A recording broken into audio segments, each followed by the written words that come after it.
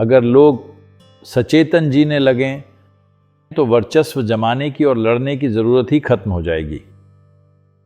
देखिए, जब हम टकराव की बात करते हैं तो ये सिर्फ इंसानों के बीच नहीं है, देशों के बीच है, जातियों के बीच, धर्मों के बीच हमेशा टकराव रहता है।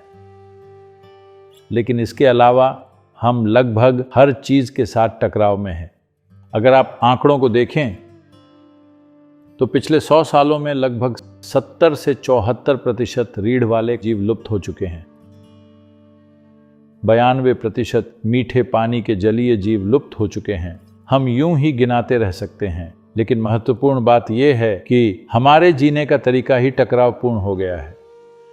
जिस मिट्टी पर हम चलते हैं, हम उसी के साथ टकराव में हैं। हमें यह भी नहीं पता कि कितनी खरबों प्रजातियां जो हम आंखों से देख भी नहीं सकते विलुप्त हो चुकी हैं, और वो हमारे अस्तित्व की बुनियादी जीवन प्रक्रिया का हिस्सा है। यहाँ जो कुछ भी है, चाहे वह एक पेड़ हो, हाथी हो या फिर आप और मैं, इन सब का आधार सूक्ष्म जीव है। हम उनके साथ भी टकराव में हैं, जिसका मतलब है कि हम मूल रूप से जीवन के साथ ही टकराव में हैं, और जीवन निर्माण की प्रक्रिया के साथ और जीवन बनाने वाली सामग्री के साथ हम हर चीज़ के साथ टकराव में हैं। और इस सब का मूल कारण ये है कि हम यहाँ सचेतन नहीं बल्कि विवशतापूर्वक जी रहे हैं।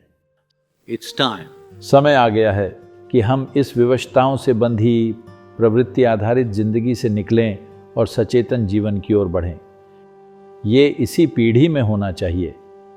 अगर हम वास्तव में इस धरती को बदलना चाहते हैं, अगर हमें समाज को एक नई दिशा देनी है, अगर हम यहाँ हर तरह के टकराव को ख़त्म करना चाहते हैं, तो सबसे ज़रूरी चीज़ है कि हम सचेतन जी। सचेतन जीने का क्या मतलब है? चेतना का मतलब है वो जो हर सीमा से परे काम करती है।